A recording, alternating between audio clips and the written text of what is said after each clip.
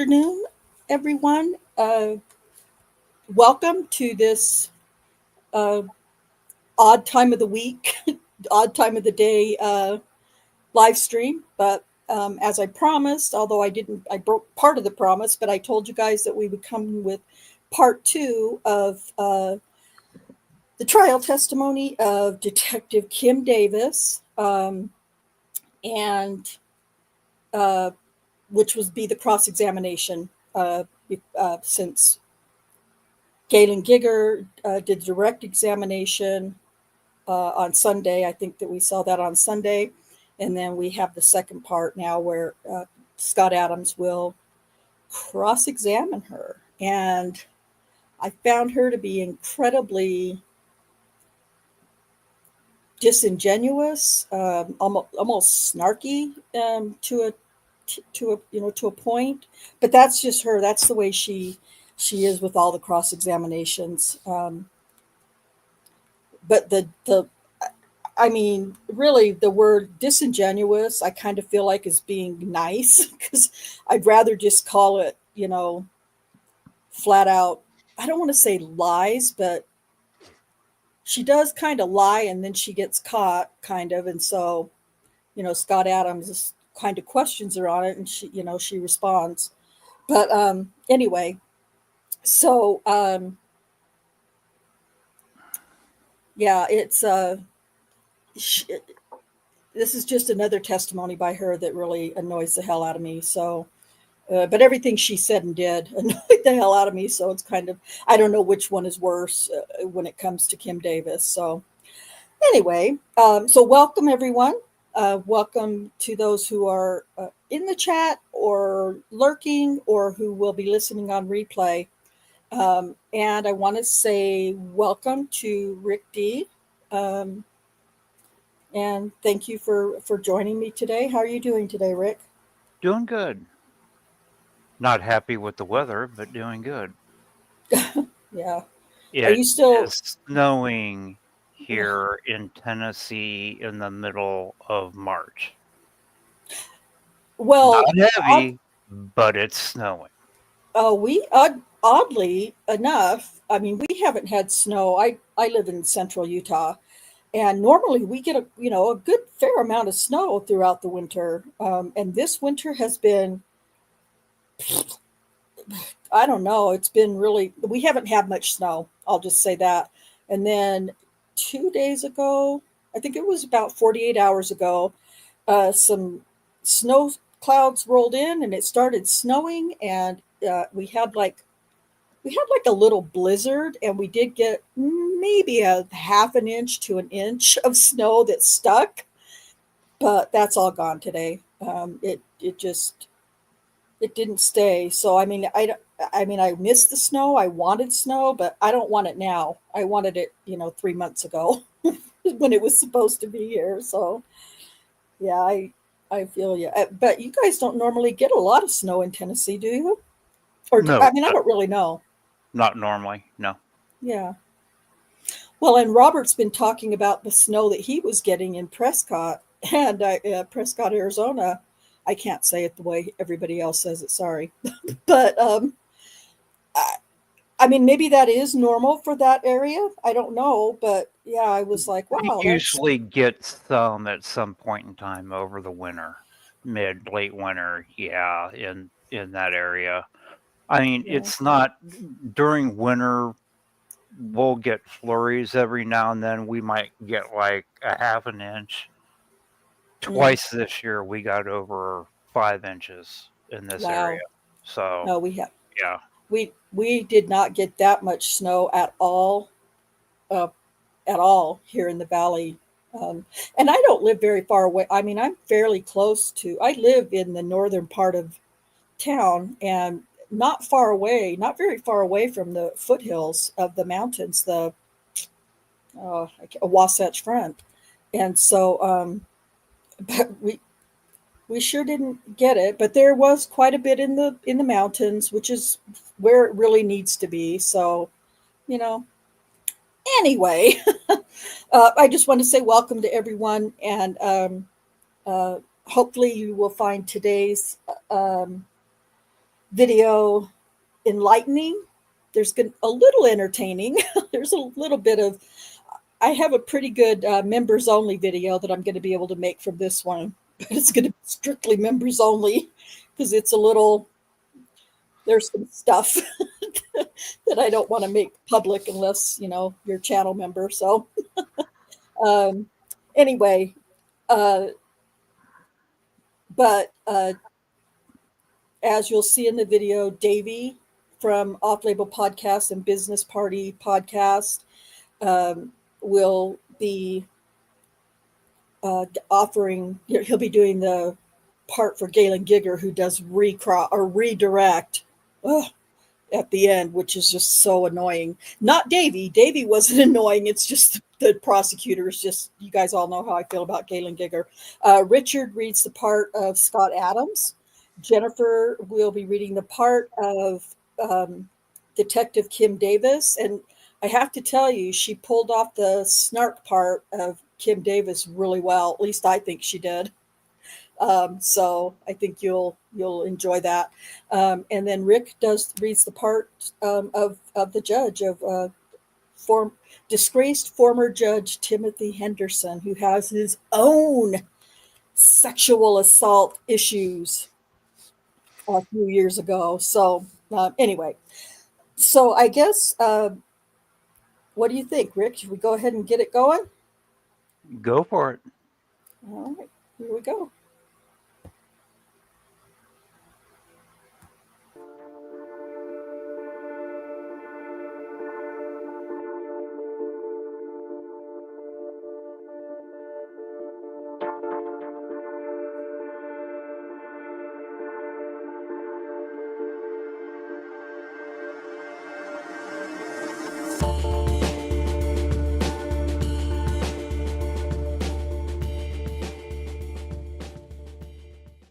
All right, cross-examination. Detective Davis, you heard me question Miss Lyles in regards to how you eventually came to sit down face-to-face and have a talk with her, correct? Yes. Okay. It's my understanding that back in early July, you went to her parents' house and left a card for her to give you a call, correct? Or maybe it was late July? July 23rd, yes. July 23rd. And you left a card for her to give you a call, correct? Correct. And she did not? Correct. And then you heard me state that what had happened was that you had received a phone call, or Sex Crimes received a phone call from Jack Bowling, the probation officer, on September 16th of 2014, that Miss Lyles was making the allegations against Officer Holtzclaw, and she was at his office, correct? Jack called me. Jack called you. Yes. You would agree with me that at that point in time, Miss Lyles was required to report into her probation officer on a monthly basis, correct? Correct. Did you check to determine whether or not she actually made her monthly meeting in July of 2014? I did. And I need to look because she did miss, but I can't. I'll tell you when she missed. She missed her appointment with him in August. So you'd agree with me that she did make her appointment in July of 2014? Yes. And you would agree with me that the events that you've described here allegedly occurred on June 18th of 2014? Yes. You would agree with me that in July of 2014, she said nothing to her probation officer about these alleged encounters with Officer Holtzclaw? I agree. Okay. And you would agree with me that she missed her appointment in August of 2014? Yes. And she was in trouble. You're not supposed to miss your appointment. You're not. You're not supposed to miss, but I don't know if Jack had initiated anything as far as being in trouble. But he certainly could have, correct? Correct. And not only they're required to report in, there's other requirements that you're supposed to do while you're on probation, such as testing and things of that nature, correct? Right. I think it depends on your probation. I think there's different things for different people, but yes. And you would agree with me that I've recited it correctly. What she had done is she had seen the news, seen Officer Holtzclaw on the news, and told Mr. Bowling, her probation officer, that she was raped by the police officer that had been on the news recently. That's correct. Okay. And then it was at All of that is what got you to go down with Detective Holman and meet with Miss Lyles down here at the courthouse, correct? Did you meet with her here at the... No, at her probation officer's. And where was that located? It's on Sheridan. I don't know the exact address. It's downtown. It's right by the Jesus house. Okay. And so you met with her down there, correct? Right. Now, at that point in time, whenever you talked to Miss Lyles, she'd only told you of 2 occasions that she'd come in contact with Officer Holtzclaw. One when she received the traffic tickets, correct? Correct. And the second one was when the alleged assault occurred, correct? Correct. But when you were reviewing records, you were able to go back and review records, and you came into know that there was records reflected within Oklahoma City Police Department, first of all, CIU, that Officer Holtzclaw had run Miss Lyles prior to June 18th of 2014. Correct. On how many different occasions did you show that Officer Holtzclaw had run Miss Lyles prior to June of 2014? In CIU 2 other times, and then in Varuna 1 other time. Okay. The CIU is where you check the wants and warrants, correct? Correct. Did you ever have any discussion with Miss Lyles about why CIU had run her pursuant to Officer Holtzclaw back in April 2014? No, I found that out after I interviewed her, and I never contacted her again to question her about that. That wasn't my question. Did you ever contact her back and say, listen, I'm showing where Officer Holtzclaw had actually run you back in April of 2014. Can you tell me about that? Did you ever talk to her about that? I did not. Okay. Then, again in your investigation, you determined that she was run in CIU by Officer Holtzclaw again on 5/9 of 2014. 5/6. 5/6. I apologize. On 5/6 of 2014, did you make any efforts with Miss Lyles to try to determine what the reason for that was? No. Okay. And then you also testified that on 5/6/2014, not only was a CIU run, but also a Varuna. Correct. Did you make any determination, and did you talk to Miss Lyles about a Varuna being run on her in May of 2014 by Officer Holtzclaw? No. Did you ask her any circumstances surrounding that? No. Okay. Did you see whether or not there was a CAD call back on May of 2014 by Officer Holtzclaw being out on Miss Lyles? No, and I didn't check. Okay. Did you check and determine whether or not there had been a CAD call initiated back in April of 2014 when Officer Holtzclaw had CIU run on Miss Lyles? I didn't check. Okay. Did you check Officer Holtzclaw's daily activity logs back in April of 2014 to determine whether or not he listed he had come in contact with Miss Lyles? I didn't check. Did you check his daily activity logs in regards to May of 2014 to determine if he ever wrote down that he had contact with Miss Lyles? I did not. Okay. Did you have any opportunity whatsoever to go back and look at any of the AVL for back in April of 2014 on these where the CIU was run on Miss Lyles? I wouldn't have had a way to do that because she didn't tell me about those times. So I didn't have a location for them to check. You couldn't have gone back on April the 9th of 2014 to Okay, Officer stop a Holtzclaw second. and just run his CAD calls and see where all... Go ahead. The listeners will hear in later testimony from the people that work in all these departments that they made a record. One of them actually testified, I went back and created a printout of every interaction that Officer Holtzclaw had during his time on the Oklahoma City Police Department. So when Detective Davis is saying, no, I had no way to do that because she didn't tell me about him, she's lying. They already had a printed record of every interaction that Daniel Holtzclaw ever had as a police officer. Yep. That's right. Mr. Giger showed the record, just never entered it into evidence because of how long the record was. She Right. lied on the stand. She knew she had it right in front of her the whole time, where she could have gone back and looked at every person he made in contact with their name listed in the record.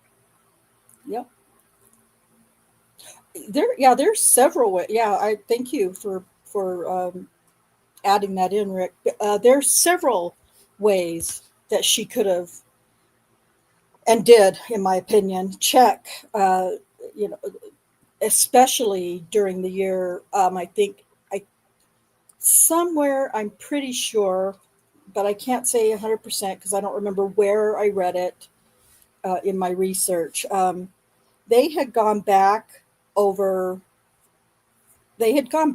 2013, and this was all taking place in 2014. And one of these detectives, I don't remember which one it is, says that they only went, it might have been Timothy Musney, actually, and we'll get to his trial testimony, but that they had only gone back 6 months, and then at some point they decided they needed to go back for the full year.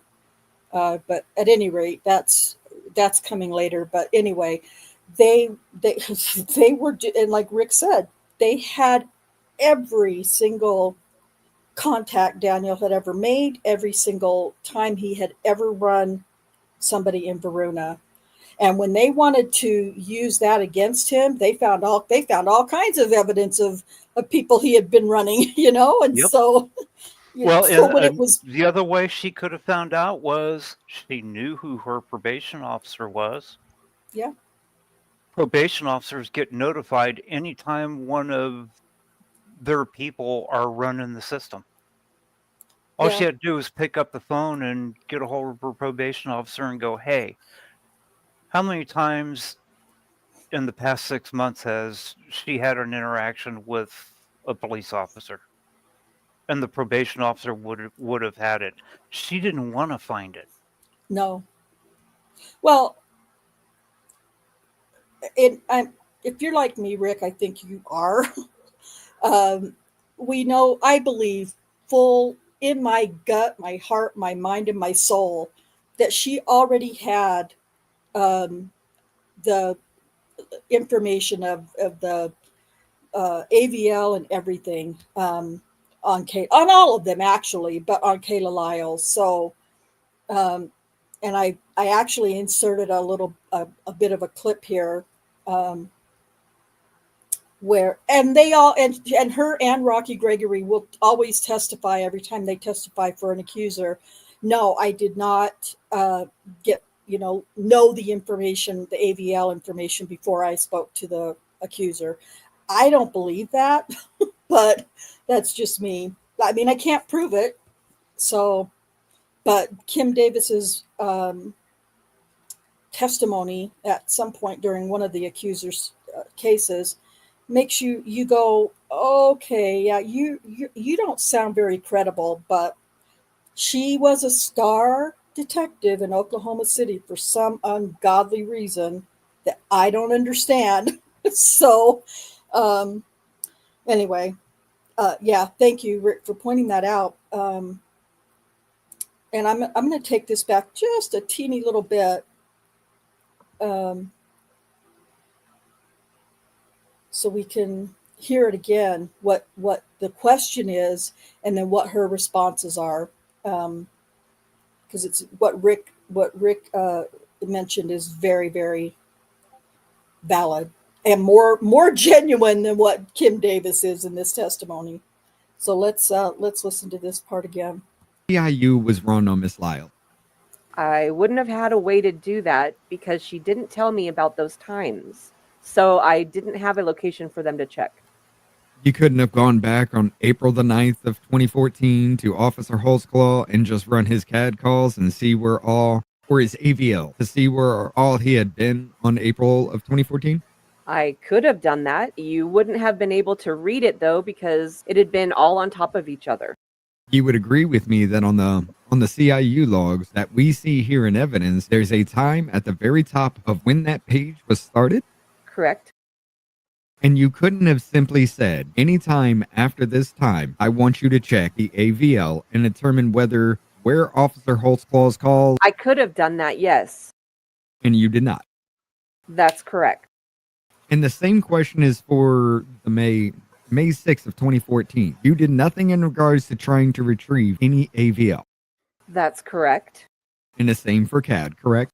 Correct. But you did determine that Ms. Lyles told you that the officer who she did not know Officer Holtzclaw's name, correct? Right. Although it'd been in the news, It and is. all it'd been no. Although it had been in the news and all that, and she'd seen his photograph, she didn't remember his name, correct? Correct. And she didn't know his badge number. She didn't. And officers are required to wear name tags along with badge numbers, correct? Correct. And she didn't have that information, so did you do anything? Strike that. Back on June the 18th of 2014 is where you were saying that all these allegations against Officer Holtzclaw occurred, correct? Correct. Okay. Did you went back and determined that the officer who wrote her the tickets was not Holtzclaw, correct? That's correct. Although Miss Lyles had told you that the officer who wrote her the tickets 1 year prior is the same officer who sexually assaulted her on June 18th of 2014? Correct. Okay.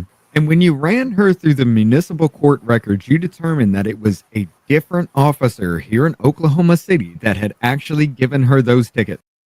That's correct. Okay. And you would agree with me that no time during Officer Holtzclaw's career did he ever write any ticket to Miss Lyles? I agree. Okay. And you were in the courtroom whenever I was questioning Miss Lyles, and I was very specific in asking her that the officer that wrote her the tickets a year prior to the alleged assault is the officer that actually assaulted her. And you heard her answer yes. She was positive about that. Yes. But you're positive that it was not Officer Holtzclaw that wrote her those tickets? Correct. Okay. Now, whenever you did interview Miss Lyles at the probation office back on September the 16th of 2014, whenever you're talking to her, did she not tell you, and tell me if I'm stating this correctly, that the officer pulled his pants halfway down to expose his erect penis? She did. She did say that to you. Yes. And you would agree with me, to do that, Officer Holtzclaw would have to remove or drops his gun belt along with all the other equipment that's on his belt. Yes. Now, whenever Officer Holtzclaw, his squad car was taken from him on June the 18th of 2014 after the Liggins incident, correct? Correct. Did you have any opportunity to go inspect his vehicle? I did not. Okay. Did you have anyone go inspect the vehicle to determine whether or not the dome light works in his car? I don't know if that was CSI went out there, and I know Detective Gregory went out there. I do not know if anybody looked at that. Okay. So you are without any evidence or information of whether or not it was intentionally disabled? Yeah, I have no idea. And is that unusual for a patrol officer to intentionally disable the dome lights in their vehicles? I don't know if I can answer that. Do you know anything about whenever you open the door, it would temporarily, they'd have vision problems if dome lights would come on. If it was dark outside and they would close their door, they temporarily have to, their vision would have to adapt to the night hours. Yes. And so they would intentionally disable the dome light. I don't know that I can really, I never intentionally disabled mine. That's really all I can testify to. Then you're an idiot when you were a street cop. Right? Yeah. Well, But do you recall having a conversation with Miss Lyles where she was talking about she did not want to be known as a snitch? Yes. And she did not want to be seen in a police car. Yes. And she not only conveyed that to you, but you heard her testify that she also conveyed that to Officer Holtzclaw. Yes. Now, after interviewing Miss Lyles and given the fact that I agree with you, it was September the 14th of 2014, some I believe 3 months after the alleged incident, did you at any September 16th of 2014 is when you actually interviewed her? Did you at any time ask her for any articles of clothing that she was wearing on the night that she's saying that this alleged assault occurred? I did not. And in regards to any promises or deals that was made with Miss Lyles, I did. Would you agree with me that I gave an accurate and fair representation of exactly what Miss Lyles was facing? She was on probation when she made these allegations, correct? Yes. And she was on a suspended sentence. I was correct in that, correct? I didn't look, but I don't have any reason to disagree with you. You would agree with me that she testified that after she had made these allegations, she picked up another cocaine case? Yes. And would you agree with me that that case had been resolved? I didn't even know she picked up another case. So, Okay. You would agree with me that she got probation again? yeah, I mean, I don't know. So I'm not disagreeing with you. I have no reason to dispute what you're saying. You have no evidence or any information otherwise, correct? Correct. And you would agree with me that she's currently not in custody? Correct. You would agree with me that back on June the 18th of 2014, no one on behalf of Miss Lyles, I'm talking about Miss Lyles or anyone on her behalf, ever called anyone with the Oklahoma City Police Department? Correct. You would agree with me that the very first time you had an opportunity to talk with Miss Lyles was September the 16th of 2014.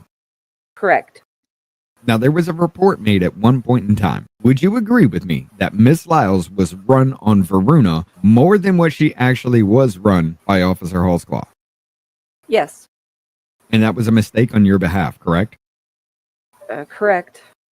And you went back and you cleared that up with a supplemental report. Correct. And you took out the fact that there was actually one more than what you really thought, correct? Right. And you've corrected that. Correct. Can I have just one moment, Your Honor? Yes. Pass the witness, Your Honor. Redirect.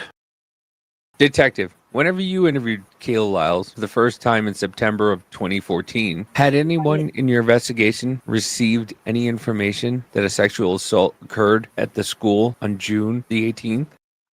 No. So based upon that, is there any way the news could have been reporting that the school was involved on June the 18th in the allegations against Officer Holtzclaw? No. That had not been released, correct? Correct. In fact, ma'am, had the location of the Crescent Heights school and its involvement in the case with Ms. Ellis been released to any news agency? Start over, line 3. There's no had been released. It's been released. Sorry. I usually... Good, you know how this is done, brother. You're trying to read from the screen, too? Yeah, I'm trying to read from the screen, and the screen is messing me up.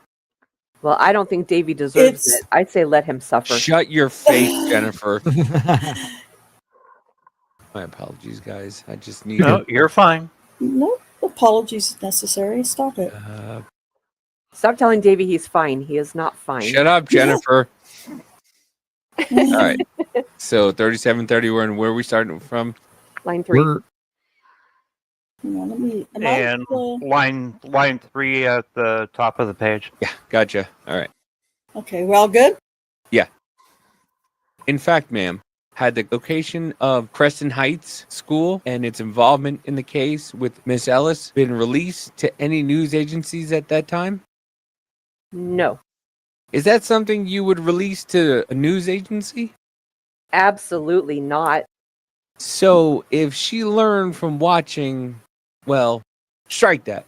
So if she was just making something up after watching the TV based upon your information, was it really good guess? Was it a really good guess? All right.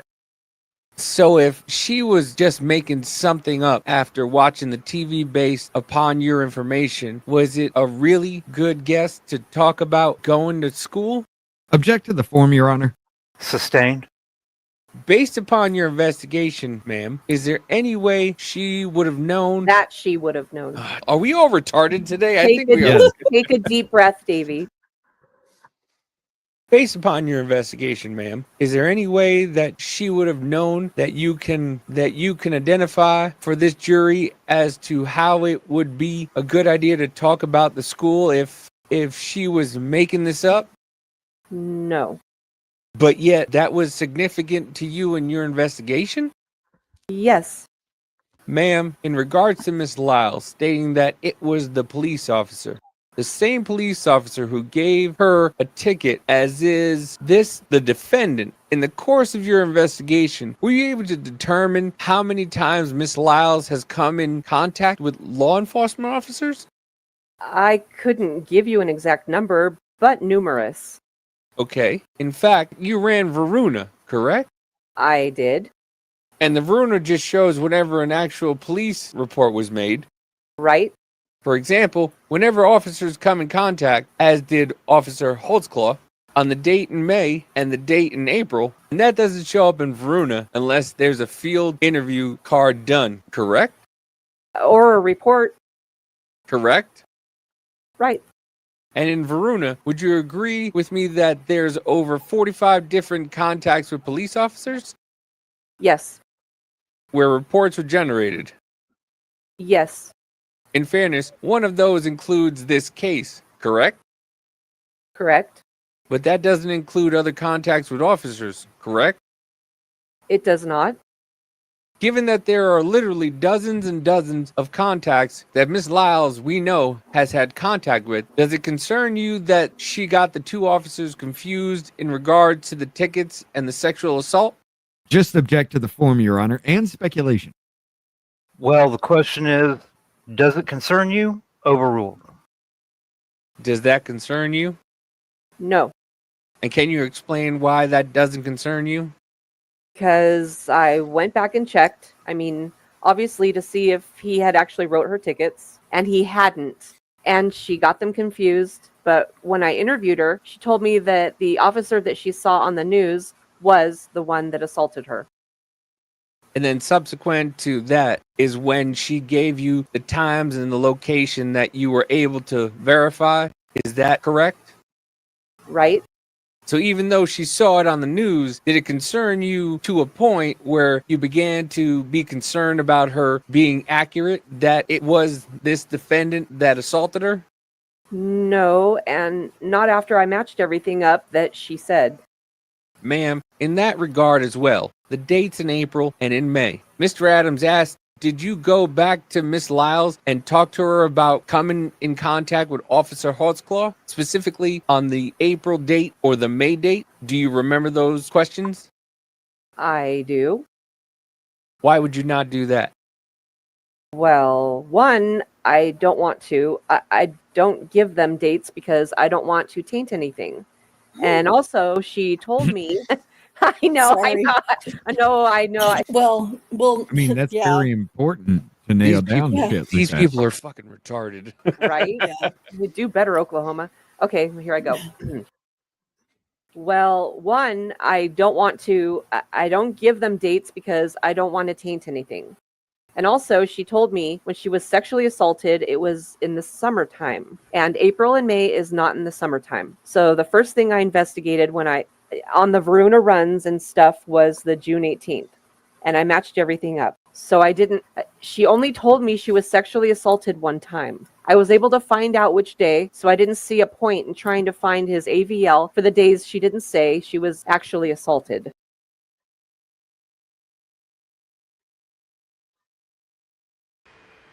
What made you finally come to call today?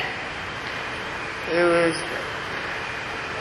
knew it was almost like a deadline, and I've been watching the news, and I guess it's like if nobody else will come forward with him, they would probably let him go, and I didn't want that to happen. So do you know any of the other victims? No, not offhand. Have you talked to this about any of girls? No. Has any other girls said that happened to me, or do you know of any other? No. Do you have any clothes that haven't been washed? That, like what you were wearing that night, have you washed those clothes, or have you not washed those clothes? I'll have to go through them and see. Do you remember what you were wearing? Really, I don't. Can you tell me to give me a little bit of time You've only had contact with him twice. Tickets, and then this time.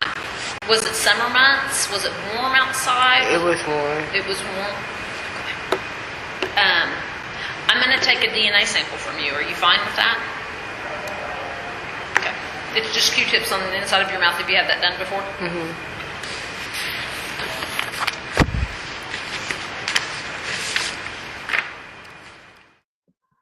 And ma'am, if you'd gone back and provided her specific dates, would that have been something you believe was appropriate to do as a police officer?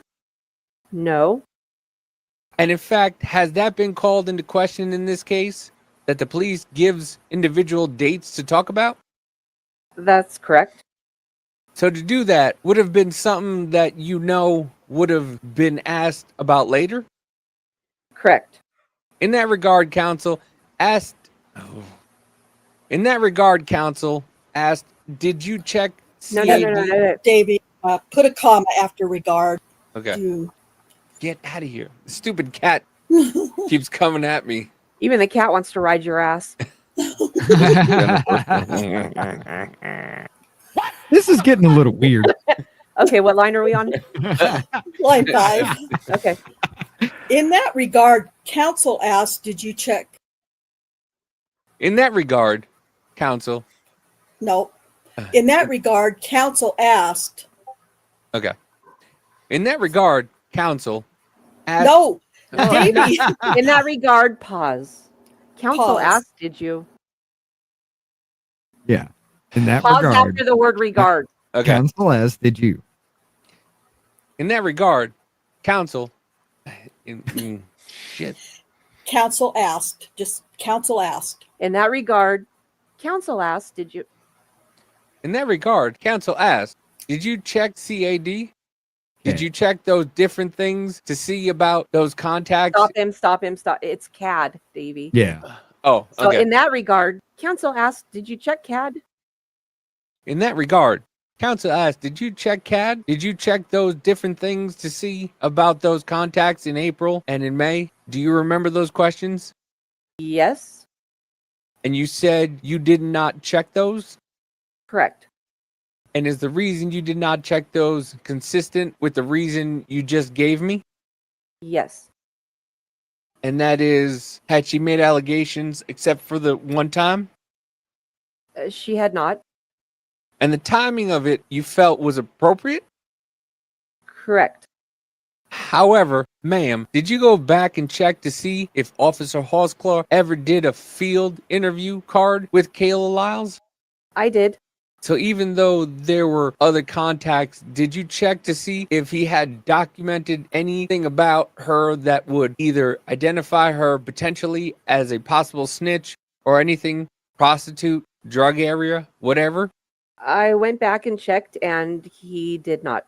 Counsel asked questions about whether or not Mrs. Lyles was able to provide you with the badge number of this defendant, correct? Correct. Ma'am, in your experience as a sex crime detective, would you expect a victim to be able to look at a badge number and be able to tell you that if she's being raped and orally sodomized? No. Why not? Well, one, I don't know that the badge number's real little. You'd have to be right there staring at the badge. And when you're being raped and orally sodomized, that's really not your concern at that point. Have any of the women who have made allegations up to this point in this case been able to recite to you Officer Holtzclaw's badge number? No, and they've intentionally not looked at it. Mr. Adams asked you some questions in regards to Miss Lyles telling you that during your initial interview in September about her recollection that he pulled his pants down to a certain degree. Do you remember that? Yes, And you documented that, correct? I did. In the same interview, ma'am, did she also give you information that would be contrary to him having his pants down during the rape? Yes. And what was that information? She said that something kept hitting her in the left butt cheek and it was hurting. And she told him that something was hitting her in the left butt cheek and he moved it.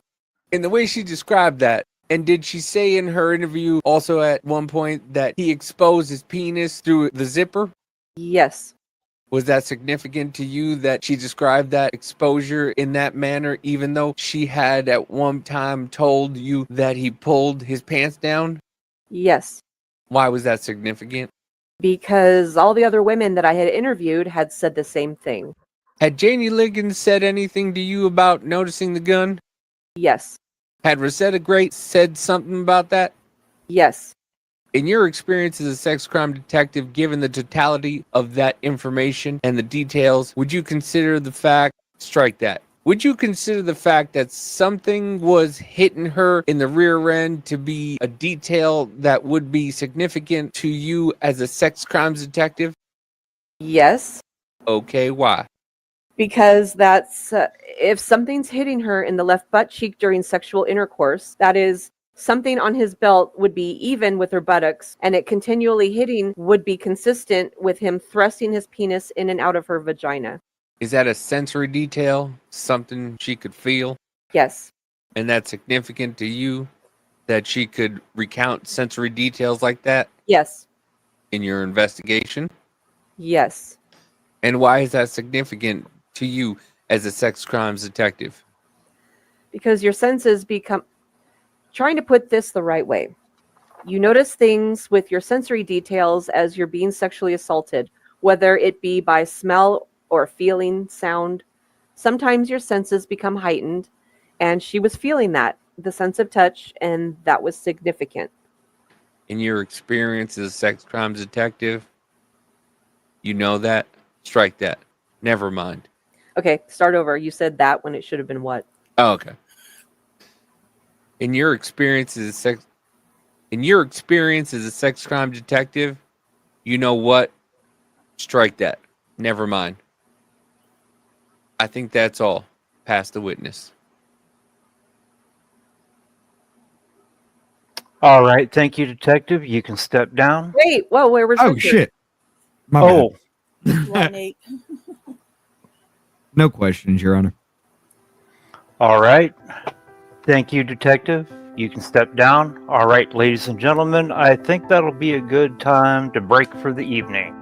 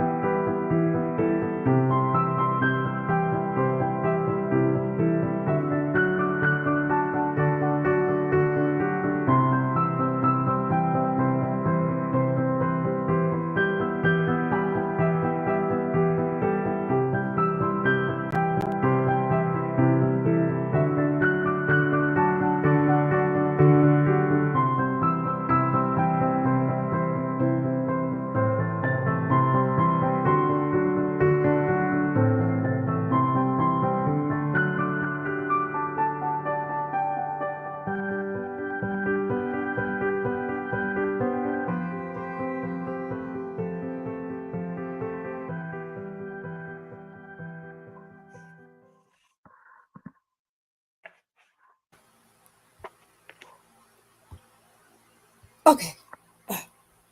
You guys know how I just torture myself putting those end pictures and music on.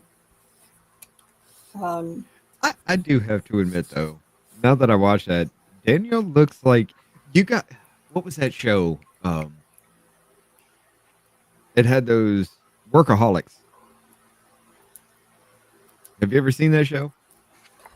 I did a long time ago. That's Bateman and Yeah, that long stringy kid with the real fuzzy hair. You had the preppy guy and just the jock like wannabe dude.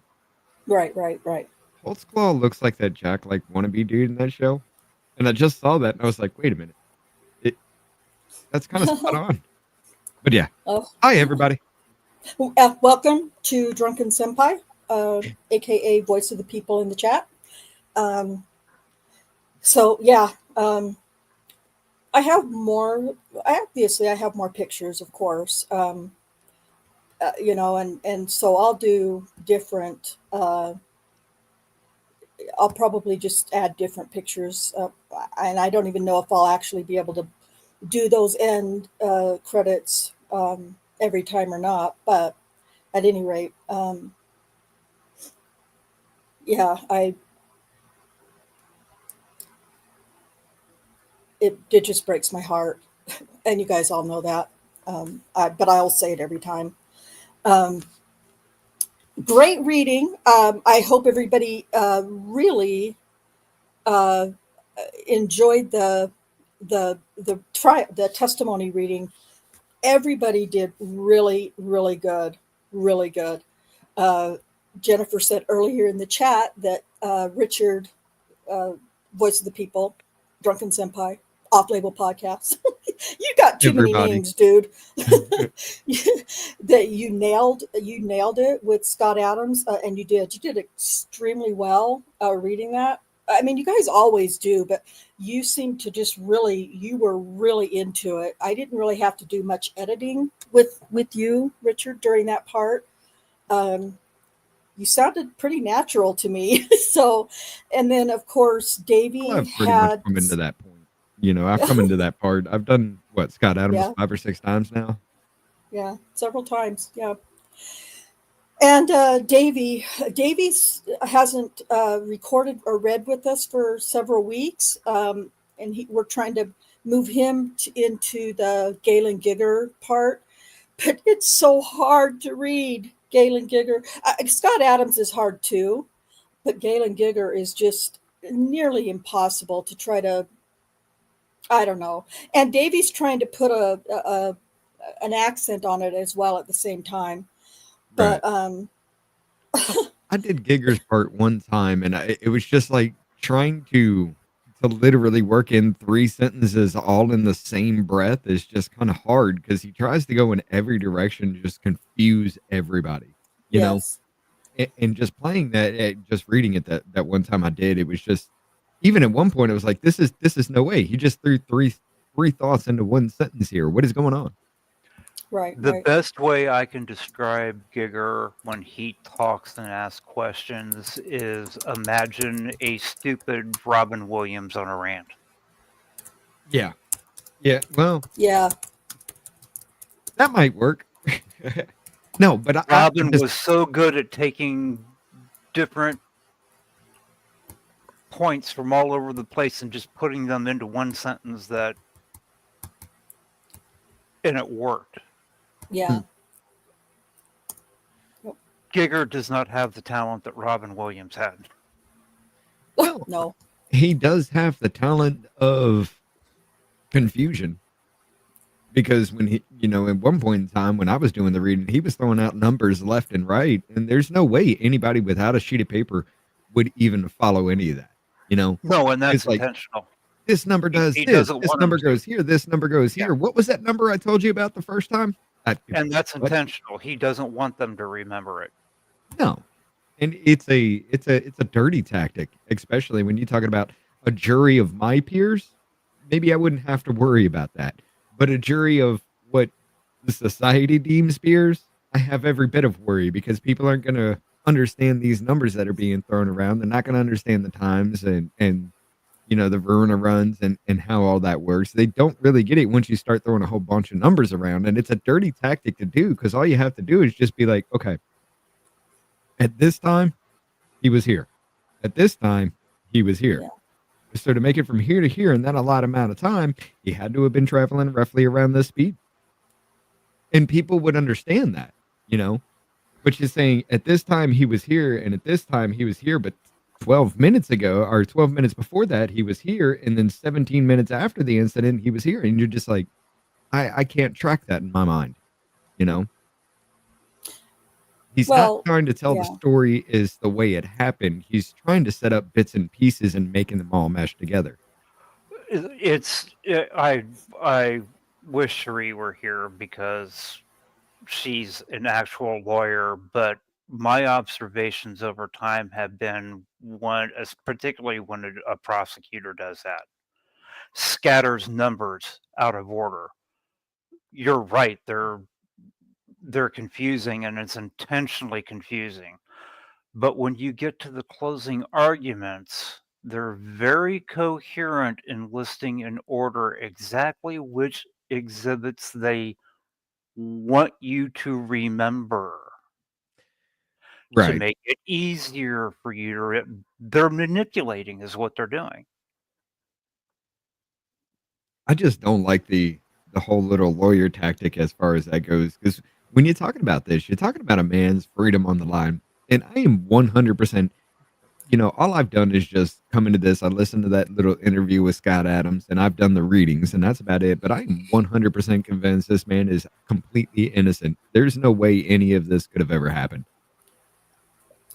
Well, and let me just say, I want to say hello to um, Deb Ruthenberg. I hope I pronounced your last name correctly. Um, Thank you for coming in today and participating in the chat. We love to hear from folks who know the Holtzclaws, who know Daniel, and there's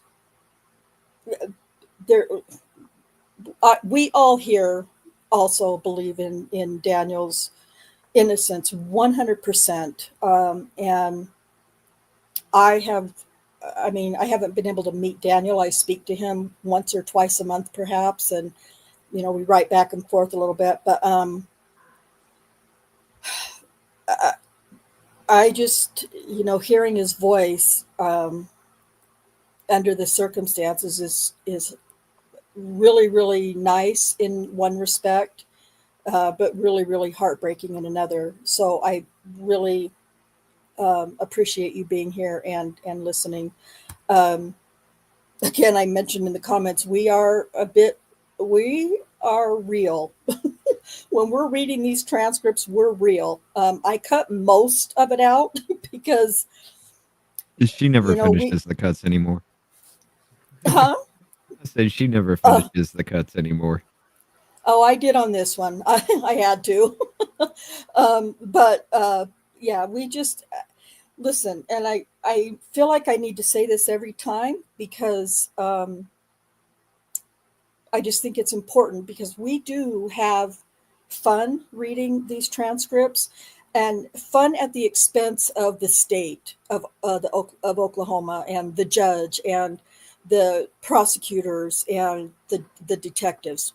That's where we're, laughing and cutting up and often making crude jokes or whatever that I cut out. But it's just like I've mentioned, like we said before, it's kind of not at the same level, but it's kind of like, what doctors and first responders must, go through to a much less extent. But when you're seeing all the tragedy and all the, horrors and stuff that they all see on a regular daily basis, I know that there's some dark humor that they, release, in their private time. It's kind of the same thing for us because we're reading some really disgusting, and again, like Richard said, everybody who's doing these readings with me, or for me, I should say, they knew nothing about Daniel's case, well, except for Rick, and the RP Games also, I believe, knows a little bit too, but they knew nothing about the case when they started reading.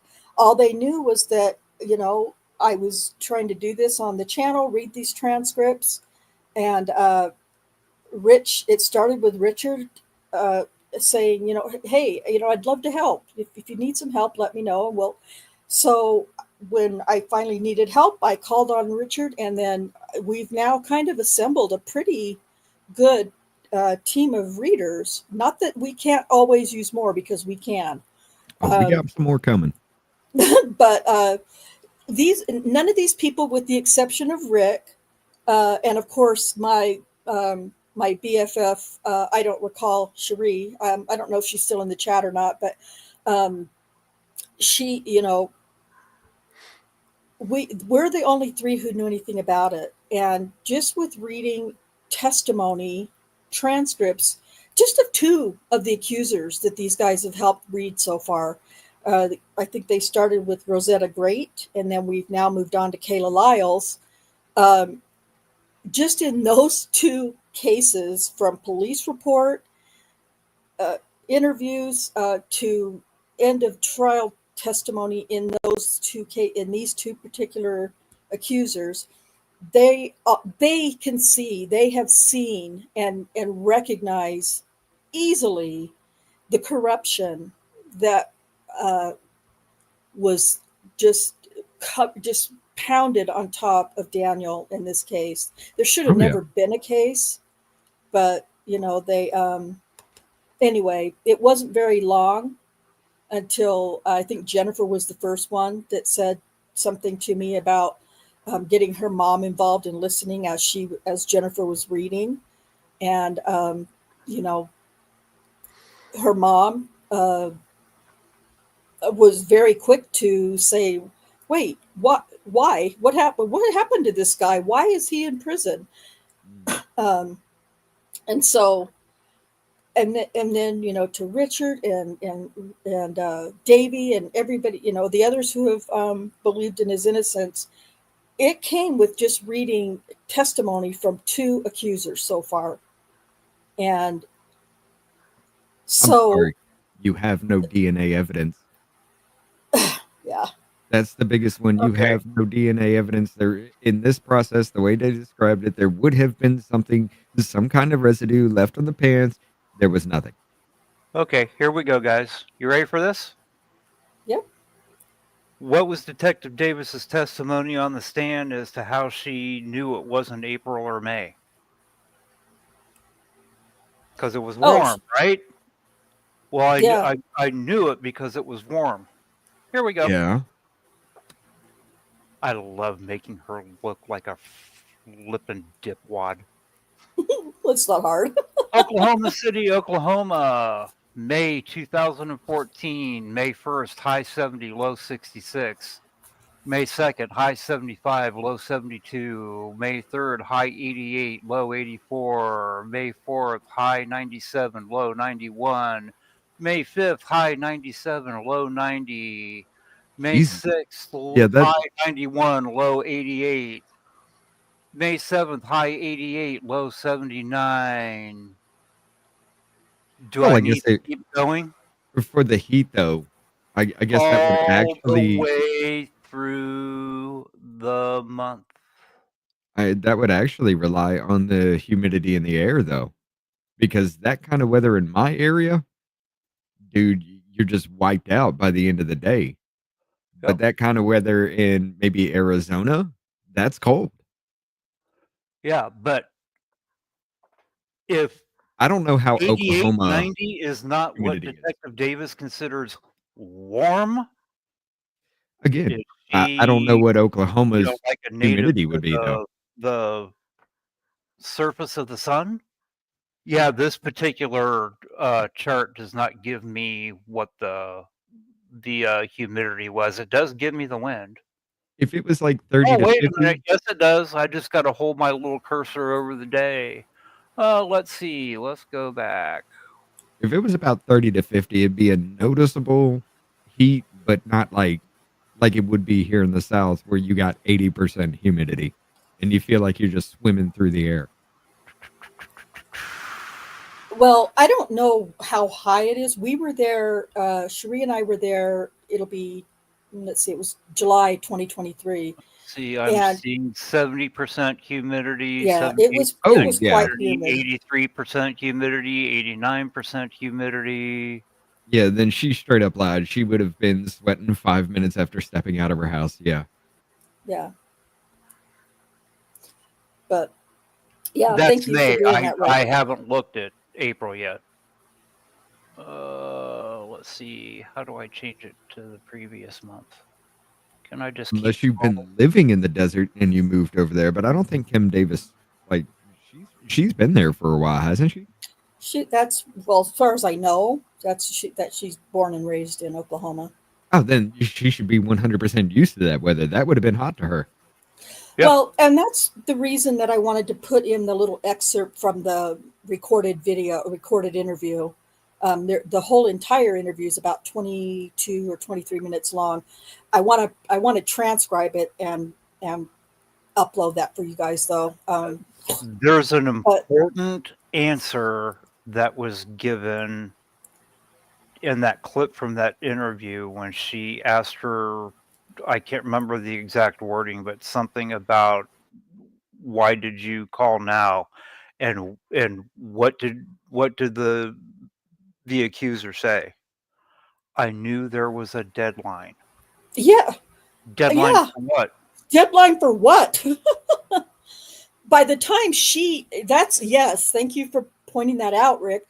By the time, so backing way back to the beginning with Janie Liggins, there was a false accuser that got called out. Her name just skipped my mind all of a sudden, but Shanice Barksdale, I think is what her name was.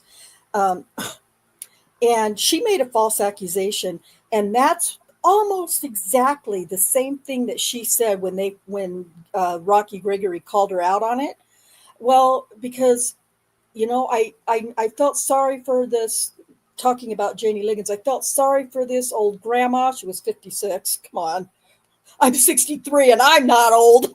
Anyway, she I felt so sorry for this old grandma, and I knew there was going to be I can't remember because it's been so long since I've listened to it, but anyway,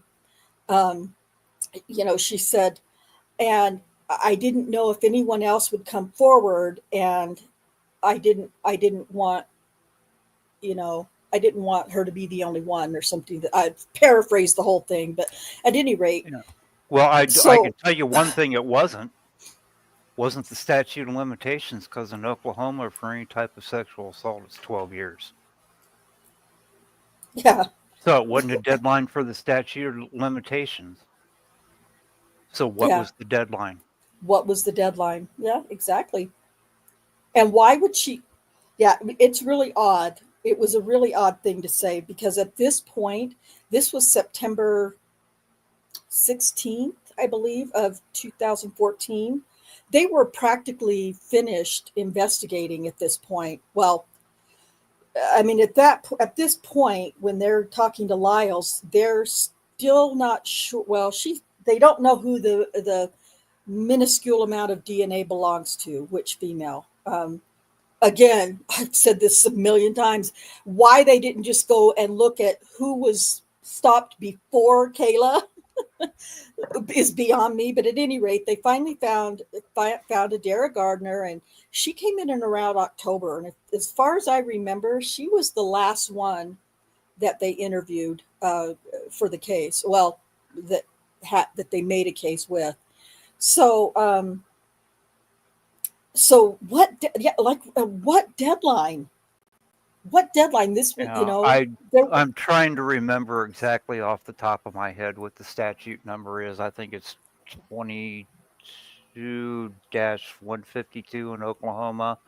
And the way that statute of limitations for this particular offense is written is very important, because the way it's written, it's not from the date that the crime occurred. It's from the date of discovery of the crime.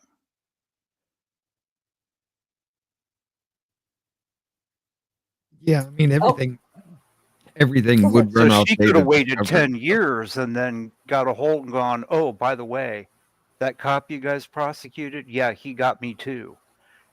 And as soon as she contacted them 10 years later, that 12-year statute clock would have started running. It's based on when the crime is discovered. That is true. Not when it occurred. Right. I want to address this question or comment from Dark, and thank you, by the way. He asks, didn't Daniel got charged with Lyles? That add the 263 years should have sentence been reduced. No, he was found not guilty on Lyles charges. Even with so he was charged with 36 counts charges, and he was convicted on 18 of them. Just those 18 charges that he was convicted on added up to 263 years. Can you imagine? It just blows my mind. And all of those different times were consecutive. So everything is consecutive. There was no concurrent time in this case. You know what? You know, it could have been a lot more or a lot less if the judge had been not corrupt. But anyway, I think that Deb said something. Has been a liar. Oh yeah, Kim Davis for sure. Also, Rocky Gregory wasn't any better though, Deb. Rocky Gregory, in fact, Rocky Gregory was a freaking pig, horrible, lying piece of crap. I couldn't. I have a hard time listening to Rocky Gregory's testimony. Well, reading it or listening to him on any of the few recorded interviews he does. So, yeah. Anyway, all you have to do is listen to two of her answers between cross and redirect. Adams asked her about his badge number. Oh, by the way, Rhonda, I put 2 pictures with examples of the Oklahoma City Police Department badge in the transcript Discord so that people can see exactly how big the numbers are on the badge and what it looks like. She said that the witness didn't see it because there's no way she could have, because it's small, which is why I pulled up those pictures. And then on page 3736 at line 20, after she was asked, have any of the women who made allegations up to this point in this case been able to recite to you Officer Holtzclaw's badge number? What was Davis's response? No, and they've intentionally not looked at it.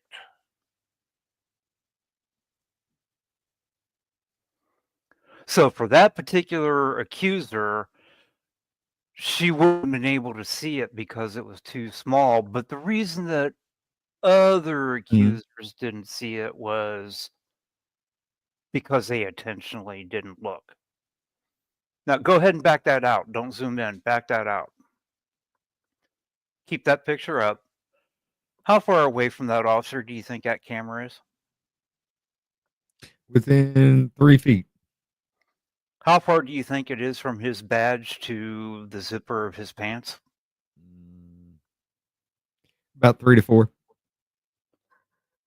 Seems to me Depending like on his that height. number is perfectly big enough for her to have seen.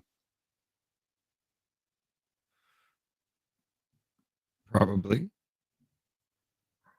If you were looking at that. Now, let's just be honest. Unless you actually know something's going on with the police, though, you don't look at the badge number. After Black Lives Matter, are you kidding me? Remember when this all took place? Yeah. Fair enough point. Every Fair enough black point. person in the country was looking at an officer's badge number, and if they didn't see one, they would ask for it. Fair enough point. Yes. Yeah. Yeah. Yeah. And there's one more.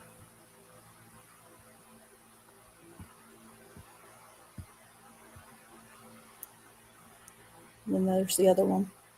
Yeah, it's that number is not much smaller than the letters that says Oklahoma City Police. Yeah. Yeah, I mean, it's like, well, and that's why I say she's so disingenuous. You know, she just, not only that, we have to remember the allegation itself talks about, because I believe it's a lie, but talks about her sitting in the back seat of the squad car, and he's telling her to do these certain things or whatever. At some point, I mean, I don't know. I've never been in a situation, but at some point, I would think that I would be thinking, "What the fuck is this guy's badge number?" This is. But again, that's all nuance that we can't really consider because it didn't happen. So what's the best way to excuse it? Just lie about it. Just lie and say, Adams made a major mistake when he was asking her about the dome light. He asked her about checking to see if it was disabled. Disabled implies physically doing something to make sure it won't work. Right. Every car after a certain year had the ability to just turn that little dial on the dashboard or had some switch that allowed you to turn the dome light off. Is that disabling it or is that just turning it off? Well, yeah. Semantically, there's a difference. And I can tell you from having been on the street that most police cruisers, at least in the jurisdiction that I worked in, we left that knob off all the time. We had really our quick switch shout out to off Davey. all the time. Hey, Davey. Thank you so much. Thank you for the donation, and thank you so much for your hard work. You had a rough one. This one was tough. I spared most of it from this particular video, and I'll upload a members only video later that you can listen to if you want to. Anyway, so thank you so much. I really appreciate that. But yeah, so from what Daniel has said, he did disable his dome light. It was something that he learned when he was working in gang unit. Because being an officer in general, is a dangerous job to have. But if you're sitting in your patrol car and your dome light comes on when you turn the key or open the door or whatever, you're exposed to any kind of danger. That's why we turn it off. Every cop I've ever known and worked with, think about it. You leave the switch off because in the daytime, you don't need it. Right. At nighttime, you don't want it. You don't want it. Yep. They have those big freaking, mag lights that they're carrying. Well, not necessarily that big, but when you got to look at something or fill out something, and they also have the glow from there you go. Yep. Still have mine. So that's plenty of light if it's needed to, but they also have the glow from their computer that would, help light. Bye, Jennifer. Thank you so much for being here, and thank you so much for doing an excellent job reading Kim Davis's snarky, sketchy comments. Before they started using laptops and cruisers, every cruiser that I ever saw had some type of little gooseneck lamp that was low light that you could direct so that you weren't blinding yourself. Yes. Yeah. Yeah. So and Rick is right. Just with that little, I think it was like 45 seconds of that interview that I played for you, you can definitely, pick up and hear the coaching. To me, it's coaching. Mm-hmm. But I've never been a detective. But I also know how the read technique works. Although when they're interviewing an quote unquote victim, they're not necessarily using the read technique. But at any rate, the coaching that goes on with all of these recorded interviews that we do have, which isn't as many as it should be, it's I just don't know how anybody can believe that it was. I don't even know how we got to fucking trial. I just don't. Sorry for the language. You guys, that starts coming out when I get really, really irritated and frustrated. But anyway, there when you listen to it with an open mind, and that's a big deal. You have to have an open mind. You can't watch this interrogation video or any of these recorded interviews with these accusers without an open mind. And for those who believe he's guilty, or they're not sure, or maybe some but not, whatever the side of the fence you're sitting on, you're not listening with an open mind. You're not listening with the knowledge that there is corruption in the system throughout, honestly. But in Oklahoma City, and if TJ was here, he would definitely be telling you guys the same thing. The corruption is so bad in Oklahoma City.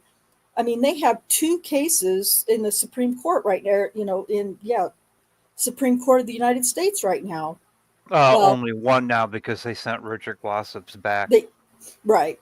Yeah, they ruled in favor of him and sent it back. Yeah. Yeah. Well, and the other one too, which I can't remember. It wasn't a case I followed, but it was a case I knew about. It was a murder for hire, and the woman was guilty. But at any rate, there was still shady shit going on in her trial that, guilty or not, you can't have the prosecutors and the investigators being shady like that. And there's a lot of people from Oklahoma on the Brady list, I'll just tell you that. Oh yeah. And the prosecutor in the case that the Supreme Court just basically didn't even hear argument on, but told the state, no, this is this has to go back. This can't stand. This corruption, these lies, this dishonesty is obvious, and you got to redo this. So they threw that one out without even hearing any argument. And then, like Rick said, Richard Glossop. So looks like Davey's going to join us. Hey, Davey. I just can't just throw a monkey around brother. the whole thing. You what? Oh, you listened to it? Yeah, I was listening. I just came in to throw a monkey wrench in the whole thing. Oh, you're not a monkey wrench. Anyway, it's Deb says the Facebook web page I started and is still being used. Why I believe Daniel Holtzclaw is innocent. Well, let's see. I'm trying to think of how you could get a Facebook. Yeah. Well, there's a few. Apparently there's a lot of people in this case or in this trial here that just don't like what happened. There are a lot of people that know about the trial that just don't. I know 4 of them in Oklahoma. Yeah. Personally, I've never heard about it till I got involved with them at big tournaments over the years. That's how I found out about this case. I didn't know about any of this until I started reading, and then I was like, wait a minute, she's just making this shit up. Yeah. She's just like, well, I was in the back of a 7-Eleven, and this guy just came up and took my panties off and was just like, that's a nice thing. I'm gonna stick my penis in. Like, it was just like, what are you talking about? Who does that?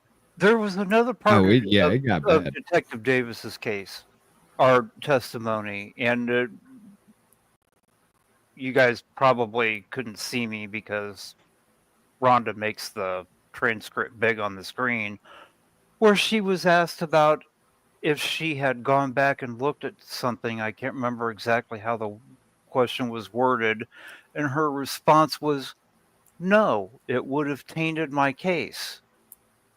Yeah. Yeah, You that know what was she meant last by stream, that? wasn't it? Oh, yeah. Well, yeah. It would have shown the defendant in a good light. It would have Yeah. tainted my case. Yep. It could have potentially been exculpatory. Yeah. Yeah. Yeah. We can't have that. Penguin, by the way, welcome and thank you for joining us today. Asks, was it racially motivated prosecution? Absolutely. Yeah, 100%. I mean, yeah. Go ahead, Rick. Penguin, this was going on at the time that George Floyd was going on, and Right. or not George Floyd. It was when Brown. BLM started to pick up Michael Brown situation. Ferguson. The yeah. one in St. Louis, in outside St. Louis, Yeah, in Ferguson. Ferguson. What was his? Yeah. Ferguson, Missouri. Michael Brown. Michael Brown. Can This I was going on when BLM started becoming big after the Michael Brown thing, and if Rhonda shows pictures of Daniel, and he is a combination of Oriental and white. He does not look like your typical white person. No. You can see that he has Oriental in him. But if you listen to all the news reports and you listen to the way the prosecutors talk to the witnesses and talk about Daniel, it's always the white police officer. They needed a white police officer to throw to the wolves to placate them after Ferguson. And Daniel drew the straw. The only reason I'm sharing this is for Muffin.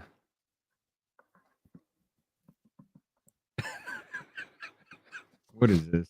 What are we doing here? So yeah, Davey, I'm not was showing that. 100% I told you, I'm just here to throw a monkey wrench in this. Well- Listen, Muffin always asks about them, so I'm just showing. Well, he's not going to see this Yeah. on this live stream.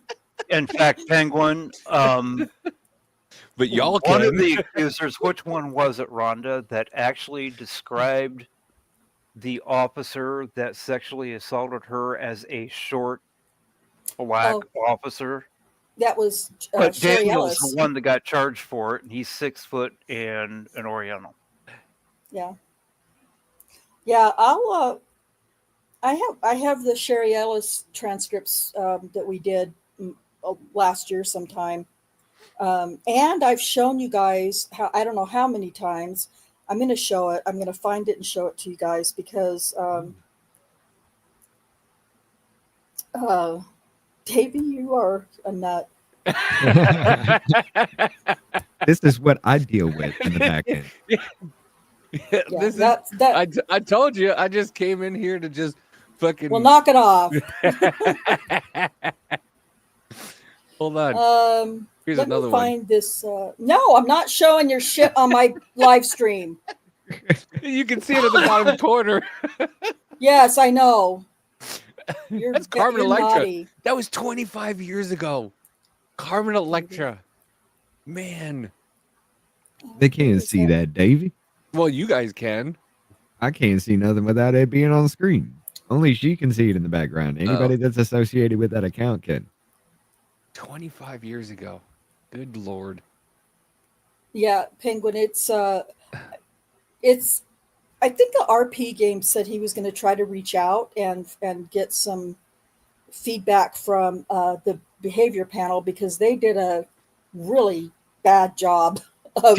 Is it a bad thing to say I kind of miss like the whole Michael Brown and George Zimmerman like protests in Ferguson and all that stuff? Like it was such a weird, it was a weird thing to see, but at the same time, it was such a fascinating thing to see. Like just people taking the streets and just rioting and people being allowed to do it. It was such a weird, it was a weird experiment for like it was a weird social experiment to watch people just be able to burn things and it being broadcast live on television. And that was the last time like CNN got major ratings because CNN allowed allowed all that stuff to be broadcast, and like we were all, I don't know, but well, I'd say we were all, but I was glued to my television watching like people burn their towns alive. And I was like, you guys are actually, and the cops, and I'm like, the police are allowing this to happen.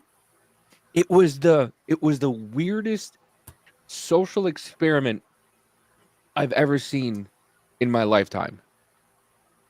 Like, it was fascinating to see that they It were wasn't alive. weird. It was downright diabolical. But yeah, I mean, I kind of agree with you. It was just like, it was actually frightening to watch it all happen like that. But yeah, that's about the time when this case was around, and I have to keep reminding myself while we go through this because I was like, none of this makes sense, and I was just like, back then it didn't need to. Yeah, there you go. Sherry Ellis. 2021. Okay. This is when we were all told to stay in our house. This was still when we were told to stay in our house, that we were going to get everybody sick. I've never seen him before the trial in her federal civil lawsuit deposition, March 19th, 2021. Okay, I think I'm muted. Am I muted? No, you're good. I hear Okay. Okay. I'm going to play this video. This is Sherry Ellis, who Rick brought up a few minutes ago, and who she accused. So this was a video that I made for press release for the family to use a couple of years ago when, weirdly enough, Daniel was up for parole on Sherry Ellis, on one of Sherry Ellis, or not Sherry Ellis, but Tabitha Barnes charges. Anyway, there were two press release videos that I made, and this was one of them for Sherry Ellis. This is just some clips from a little bit of her deposition for the civil lawsuit that I was given permission to. Well, it was released to the press. So anyway, so just listen to this testimony by Sherry Ellis during her, well, it's going to start out with her phone interview with Kim Davis in the beginning, and then we'll go to the deposition.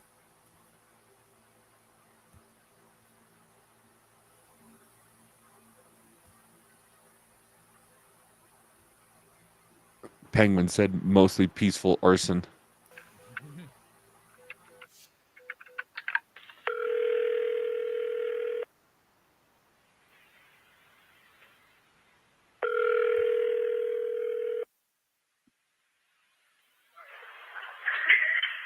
Hello?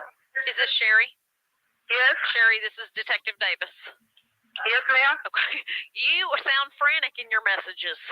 Oh yeah, because I don't know what's going on. It's okay. That's why I've been wanting to find you and just ask you something, okay?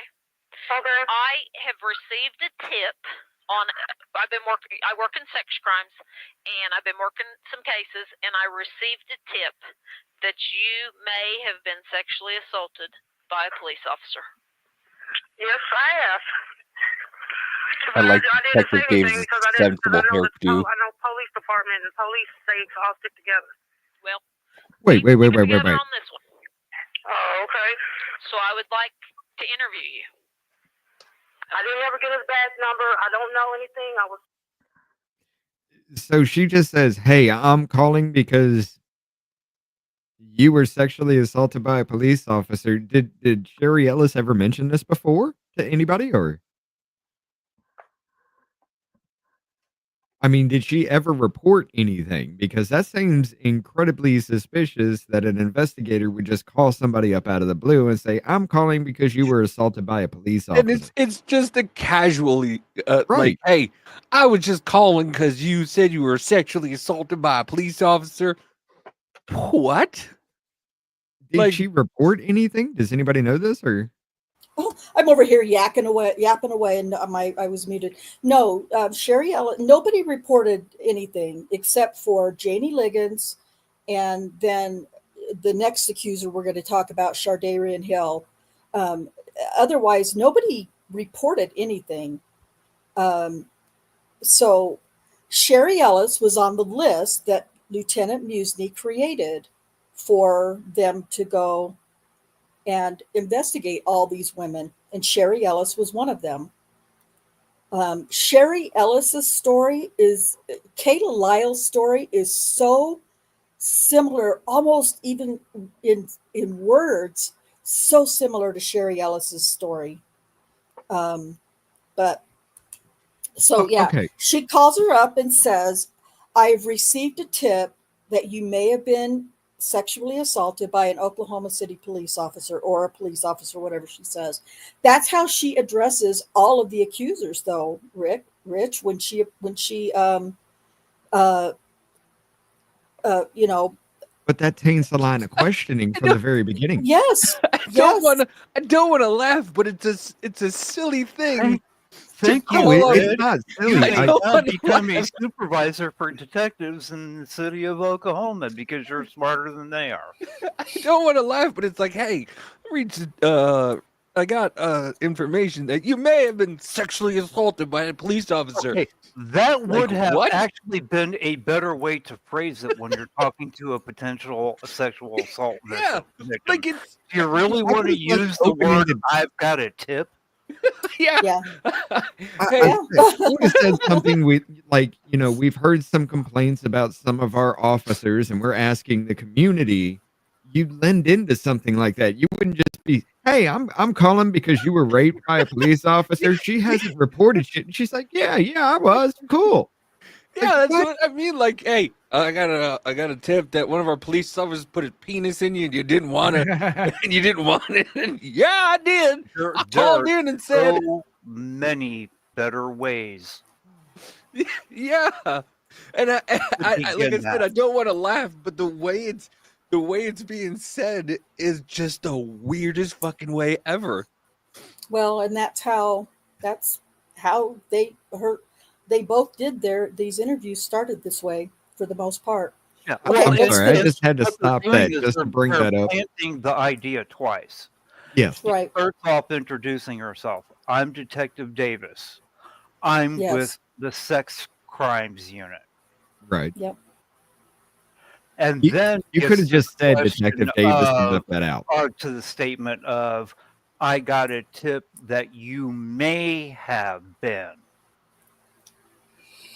So she's planning the idea about what type of statement she's looking for before her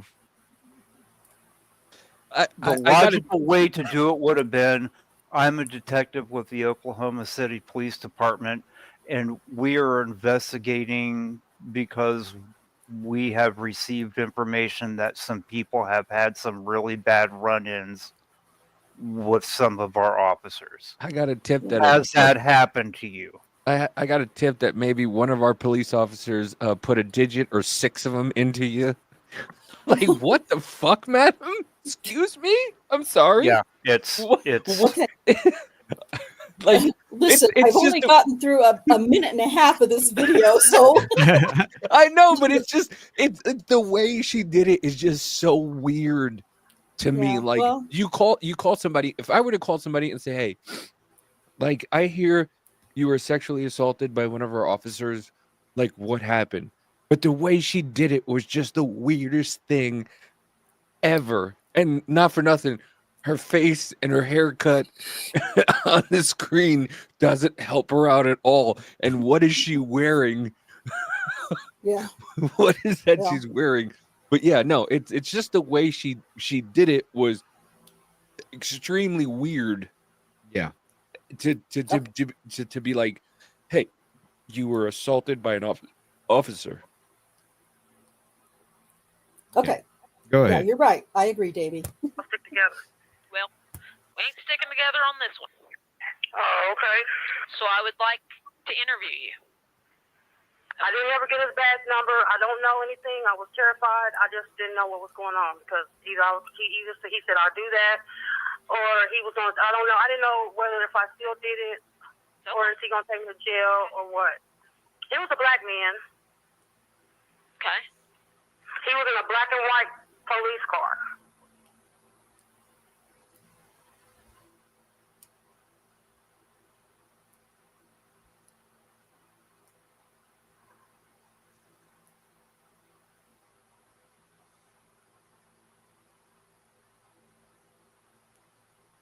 Sherry, I believe you.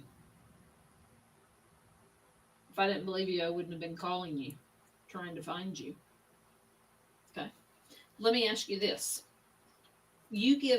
Tell me your description of him. He's black. He's black male. Muscular.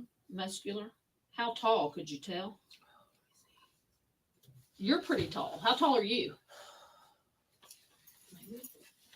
Wait, she said he was black? About 11. Yes. Is he Yes. taller than you or shorter than Maybe you? like right here, maybe like that. So you think he's shorter than you? Yeah. Okay. What kind of car did he have? A black and white one. Black and white car? Oklahoma City police car. Okay. Well, let me tell you this. I want to get a DNA sample from you today. What the fuck? And the reason Davey, I want please. to get a DNA sample is because I know what officer did this to you. Okay? You're muted And now. there is some unknown female DNA on his pants that I took. And I want to see if it's yours. This is a waiver saying that you are going to let me, Kim Davis, and I'm a detective, and this is where we're located, are going to let me take buccal swabs. It's just Q-tips on the inside of your mouth to get a DNA sample so I can compare it to the DNA on his pants. Okay? Yes, ma'am. One more question. When you described him as a black male, what, and I don't know, everybody's like, are you? Are you a medium color? What's your skin tone to you? I'm white. You're like, okay, what was he? He's darker. He's darker than you? Darker than your skin tone? Okay.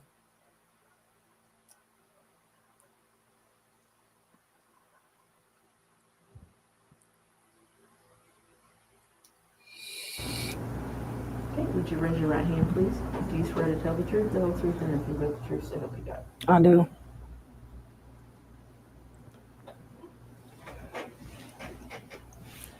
You state your full legal name? Sherry Louise Michelle Smith. Who contacted you? If you Kim recall. Davis. Detective Davis? Yes. And where did she call you on the phone, or did she meet you in person? She called me on the phone. Okay. And what did you tell her on the phone? She asked me if I had she asked me if I had any problems with the police officer, and I told her yes. Did you meet her in person after the phone call? Yes, sir. And where did that meeting take place? The DA's in that building next to the courthouse. Okay. How tall are you? 5'11". 5'11"? All right. And do you recall explaining to Miss Davis how tall this officer was that assaulted you? Yes, I do. Okay. And I'm going to hand you another exhibit. We marked it as exhibit number 4. That's a video still of you explaining to the officer how tall the person was that assaulted you. Do you recognize yourself in that image? Yes, sir. Is that you? Mm-hmm. Okay. Yes. All right. Now, how tall did you tell was the person that assaulted you? I don't recall how tall I said he was, but I did say that he was shorter than I was. Okay. And we say shorter than you by about how much? I mean, in that image, it looks like you're holding your hand up maybe to your shoulders. Yeah. So he came up to about your shoulders. Yeah.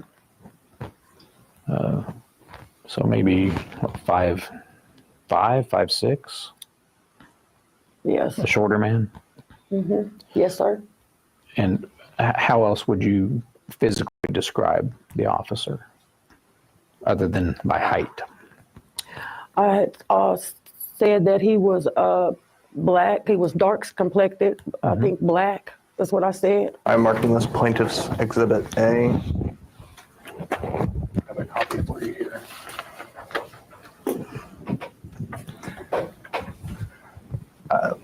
Miss Alice, do you recognize this individual? Yes, I do. Okay. How do you recognize that person? From court. Okay. Do you recognize that person from any other time in your life? No.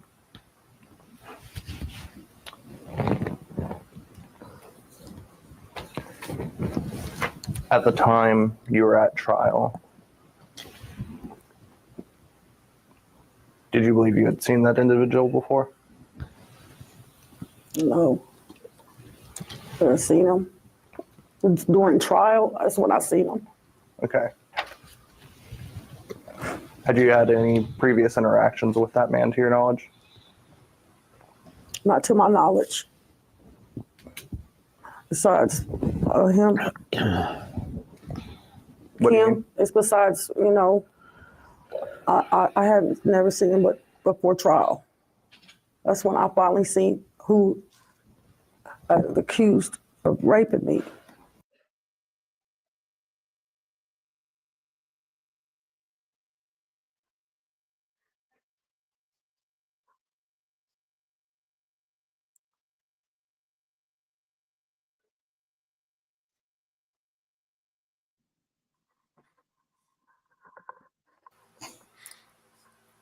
Whoops. Yeah, Vile and foul. I'm going to show you some pictures, you guys. Well, Liam pointed something out that is very important. Sherry Ellis was the victim of 2 police officers because I believe a absolutely. police officer assaulted her. I The believe guy so, that too. did it and Detective Davis. She Yeah. got screwed twice. Yep. I agree. 2 years he got. Mhm. Yeah. Mhm. And Just here's the thing, like the thing that astonished me the most, like they said it was a black guy. Mhm. Like And darker, even after she said it was a black guy, Detective Davis said, "I know who the officer is who did this to you." yeah. That's the craziest thing. Like, and then she asked her, like, how dark? Or how dark are you? And she's like, I'm light. And I'm like, okay. And then you have what looks like an Asian Filipino, like, and like nowhere near what she described. Mm-hmm. This is an article. I don't know if I'll read the whole thing. It's a little lengthy, but this is former OKC police lieutenant admits giving prostitutes information on a sting operation. This is Alexander Edwards. He worked out of Spring Lake division, just like Daniel did. I believe the same shift. I'll try to read through this quickly. A former OKC police lieutenant will spend 5 years on probation for soliciting a prostitute and warning her about an ongoing sting known as Operation Cross Country. So at that time, they were doing this prostitute trafficking sting in Oklahoma City, and Alexander Edwards was a part of that. He admitted to texting the woman about prostitution investigation info, pled guilty to 2 felony computer crimes and 2 misdemeanor counts, soliciting prostitution and obstructing an officer in the performance of official duties. The Oklahoma County District Judge Bill Graves sentenced Edwards as part of a plea agreement. If Edwards successfully completes his probation, he won't be considered a felon. As part of the plea, he was required to resign and cannot seek employment as a police officer. And then the prosecutor said that Edwards gave the woman sensitive information about the federal investigation in OKC in October of 2016. He was also accused of communicating with her at the time of the prostitution investigation about hiring her for sex acts. And then she was eventually arrested and for because of prostitution. It's clear that Edwards is providing information in an effort to prevent her from being that's covered up by that. Even after disclosing himself as a police officer involved in the investigation, he continues in his attempts to convince her to meet for a prostitution meeting. According to the affidavit, she said she didn't know Edwards, didn't intend to meet with Edwards because she didn't want to risk his being a police officer. I believe she did not believe the information provided by Edwards to be accurate, which is why her contact resulted in her arrest, the investigator reported. He was arrested on October 14th, 2016. At the time, he'd been with the Oklahoma City Police Department for about a decade. And then this is his mugshot. Now, listen, I'm not saying that Alexander Edwards is the man who Sherry Ellis was describing. I'm not saying that at all. But I do think that it was worth investigating. He worked in the zone, I believe it was just north of, that's a great question. It's definitely not Daniel, though. It's definitely not Daniel. Like, she said he was darker than she was, and Daniel is chalk compared to her. Well, not only that, he's 6'2" or 6'3", and she's 5'11", saying that the cop was shorter than her. Edwards is like, it says there on that one sheet. Let me see what it says on his. I think it said he was 6 foot. 5'9". 5'9". Yeah. Which is about what Ellis says. Yeah. Her assaulter was. She said he was a little shorter than she was, and she was 5'11". It's just. They gave him 62 years, and it's crazy. It's so crazy to me that they could just do something like that. Yeah, well, that happens a lot more than you think, though. I know. Just blatant. I know it does. I know it happens a lot, but it's just the fact that she said that he was darker than her, and you arrest Daniel? She said, no, he was darker than me. All right. That white dude right over there, the Filipino, you arrest him. He's Japanese, man. Whatever. Arrest that dude and give him 62 years. See, even the Puerto Ricans don't know what a Japanese man looks like. I'm sorry, that was just awful. But it's like it should. As soon as she said he was darker than me, it should have taken Daniel right out of the picture. Right. Yeah. As soon as she said he was darker than me and shorter than me, her testimony should have been stricken from everything, and she never should have been considered. Just right off the fact should that have been charged in her case. Detective Davis knew he didn't fit the description and still went to the DA and added her as a victim in to charge him. Well, they went straight for, it wasn't even just that. They just went straight for, hey, we're calling because you said you were sexually assaulted by a police officer, which you never made no mention about, no filing, no complaint or anything like that. What? It wasn't even that, Richard. The call was, I received a tip that you may have been assaulted by a police officer. Yeah. I said that's what threw me off. Like, she was like, hey, you may have been assaulted. Who was it? That's what I was saying. It just kind of, okay, she didn't come out right out and say that, but to me, that's the way it seems to me, when somebody does like that. even if you say may have been Liam. or something like that, you could have led into it a lot easier than that. So it doesn't seem like you're leading someone down a road in an investigation they shouldn't be going down. I mean, you Liam, you're stacked the deck missing the point. immediately. Her lieutenant is who gave her the list of people to go ask that question to. I get it. I get it. No. I'm talking to Liam in the chat. Comment.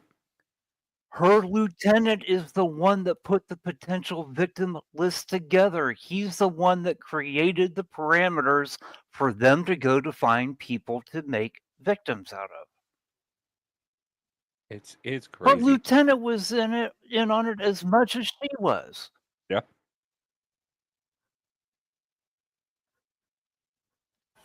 Well, yeah, the lieutenant, I mean, he doesn't get enough bad press from me that he deserves a lot. He does do some trial testimony or preliminary testimony, and we'll get to that. We'll talk about that for sure in the future. So listen, this is just one accuser. Well, there was a few reasons that I played the Sherry Ellis video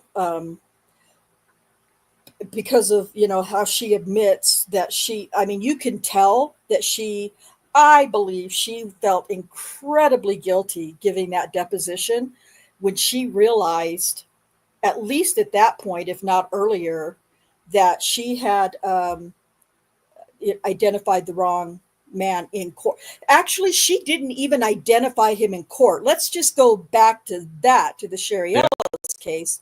She didn't even identify him in court when they asked her to, because they ask all of the accusers, Giger does, do you see the man that, the officer, blah, blah, blah. And then, the witness has to identify Daniel. She couldn't.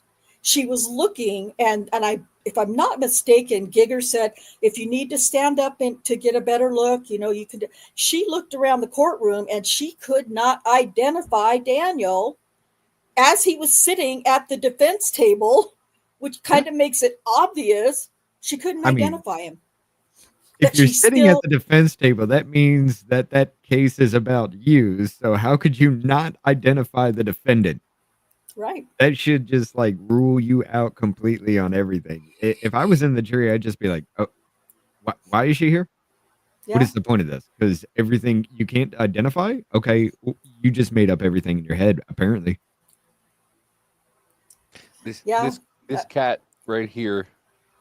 No, I want to hold him. He's trying to play. That's why I keep looking off to the side, like he's trying to play. He's trying to bite me and claw me at the same time. His name is Satan. Of course. So yeah, we know that Musney knew. I think that's what you're saying there, Liam. He was literally, in my opinion, he's the one who orchestrated the entire thing.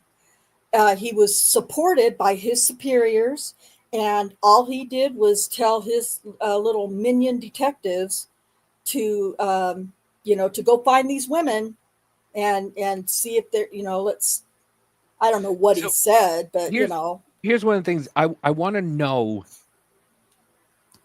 The lieutenant. I want to know what the lieutenant, what was his grievance with these officers?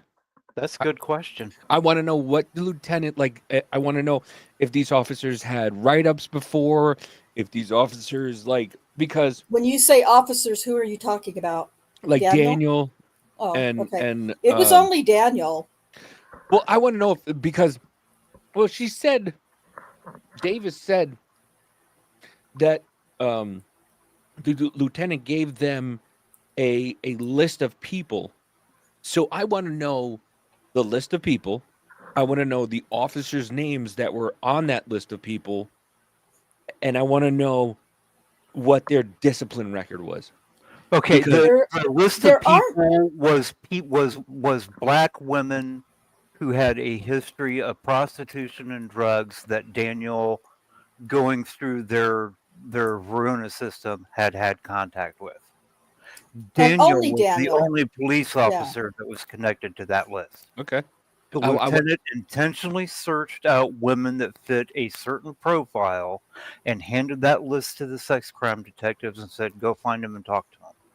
So I want to know also what would you stop, you fucker? I want to know what kind of like he keeps grabbing at me. He wants to bite me and claw me. I want to know like what discipline he had, because I come from an environment where they want to write you up, they want to fire you for not doing things that they're asking you to do. So that's why I want to know like what is it that Daniel didn't do that got him to this point? Because there's obviously something that Daniel No. wasn't doing. No, I believe well, you kind of have to start. I know this is probably annoying, but you need to start at the beginning with Janie Liggins' Okay. accusation, because there. I think I have an intro video from over a year ago, a couple of years ago by now, that kind of it's something about for beginners, Daniel Holtzclaw for beginners or something like that. I'll find it and put it in the chat.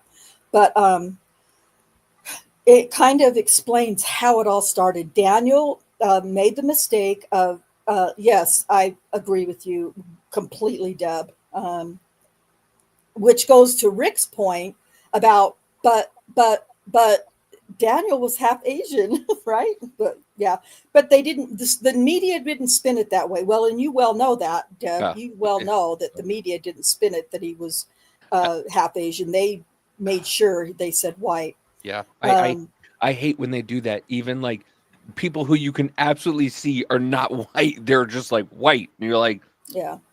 no, Yeah. that person's not white. So I'll just try to put it in a nutshell, which is almost impossible to do for you, Davey. Janie Liggins, Daniel got off of his shift at 2 a.m. on June 18th, 2014. He left the Spring Lake station, and as he pulled away, he got to a crossroad where he turned off all of his equipment, which he wasn't supposed to do, but it was his habit, and it was the habit of probably most of the department. At any rate, he turned off all of his equipment, and so there was no tracking from his computer for AVL or anything. It doesn't even show that he's on duty. So he driving home, and he sees this car swerve just a little bit at 2:00 in the morning in front of him. And he's like, oh man, is this somebody that's drunk or, whatever, what's going on? Does they need help? So he pulls her over, and he doesn't call it in. He doesn't make a report. He doesn't do, he gets her ID, which she doesn't have because she didn't have a license or anything for over 30 years. But anyway, so he just says, look, you need to get your car registered, get your license. You're suspended. You need to get that fixed, and these other things. She gave him permission to search her vehicle, which he did. Not a deep search, but, he searched her vehicle. And then he, gives her these warnings and cuts her loose, tells her to go home, blah, blah, blah. So she gets home, and I can only assume that, or speculate that after she gets home and tells her daughter, Marissa Liggins, this freaking cop stopped. I got pulled over, and he searched the car, and he patted me down, and so her daughter, who is involved with the local Black Lives Matter Artists for Justice, OKC Artists for Justice, and then a story happened, and then a story is concocted. We're going to get this cop. He's a white racist cop. And again, I mean, we're not going to argue that he isn't actually, American, fully American or white. But anyway, and then a story begins, a story happens. And so, they concoct a story that this cop made her put his penis in her mouth and assaulted her. And so, and it goes from there. Now, the problem is that Kim Davis allegedly asked J.D. Liggins, give us some time. We're investigating this. We're not going to let this cop go. We're going to get him.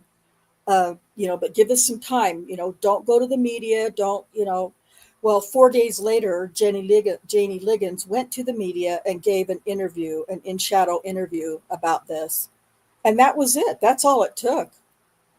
And it was off to the races. Now, the detectives and the lieutenant are like, this is when the lieutenant's like they're all going, oh my God, this whole Black Lives Matter hadn't actually really taken hold yet, because this was in June and that Ferguson didn't happen until August. But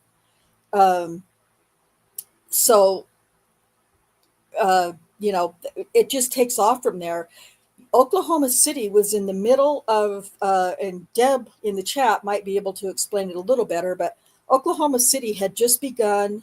They were in the middle of what's called MAPS project, and they were revamping, revitalizing, rebeautifying Oklahoma City. And that was like a 5-step project, and each step was called MAPS. MAPS 1, MAPS 2. I think that's how it went. At any rate, they had parts of the city that was brand new. They're like, what are we going to, this is how I think it went.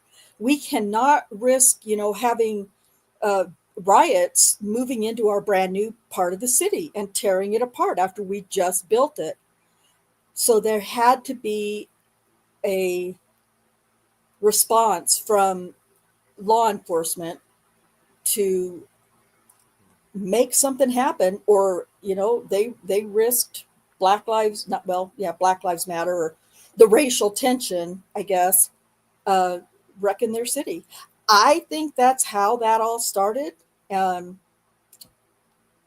So at any rate, it's all in the first videos from Janie Liggins that we did. At any rate, so that's just what I think. I think Cherie, I don't recall. I think she feels the same way. Oh, thank you so much, Liam. Liam put it into the chat, Davey, for you to get an idea. I'm gonna bow out. Okay.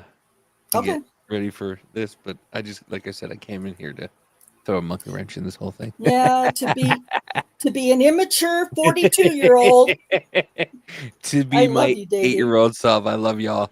I'll talk to you later. I will see you in a few hours, I'll see you in a few hours. Keep safe, brother. Bye. Bye, Davey. Yeah, it was a mess. And so, yeah, that's just what I think. I don't know. Anyway, it's so hard to just do a 1 or 2 hour live stream with this case, because there's so many things that lead to so many other things. It gets really difficult for me to stay on track. And I struggle to stay on track with, anything in life. But when it comes to this case, there's just so much that you can't really explain a thing until you explain all the surrounding facts around it. So it does get kind of, gets really busy that way. Right. Yeah, nobody really knows. You're right, Deb. Nobody really knows. But anyway, you guys have been great in the chat. Thank you so much. Thank you again to Jennifer for the donation. Let's see here. I want to see what Liam says. It was her daughter wanting to validate her need to be important, which drove the start of. I agree 100%. Yeah, I Liam. think that's a very fair assessment. Yes. Yeah. Deb, can you put in the chat again the name of your Facebook? Hey, Under Your Scars, thank you so much for being here and listening. I was trying to help you last night over on Case by Case. I wasn't saying anything in the chat, but I was deleting comments and timing out, idiots. So I was trying to help a little bit. I hope I was doing the right thing. I just did what Amy asked. Anyway, Deb, if you will put in the chat the name of your Facebook page, and just, and then I'll find it and I can link it in the description and of the videos, and people can go and follow your Facebook page. I haven't heard of yours actually. So, hey, I don't recall. Cherie, yes, we're going to wrap it up now. Yeah, I think it was pretty good. Oh, Deb's YouTube page. Wait, is that a YouTube page? Deb's YouTube page. Do you have a YouTube page as well, Deb? Okay, anyway, yeah, Cherie.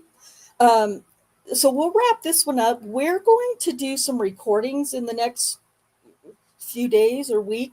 We're going to, before we start with Shardarian Hill, her accusations, we're going to do some recordings of trial testimony from the lady who ran CIU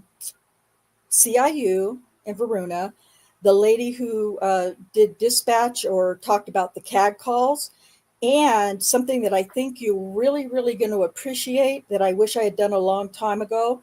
We're going to record the trial testimony of Joe Hill, who explains how all of the AVL stuff works, and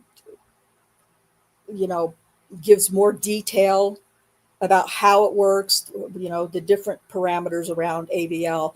Like I said, I wish I had done it sooner, but I didn't. We're going to do it now. So we're going to work on that. I'm just going to be honest. I don't know when that recording will come out.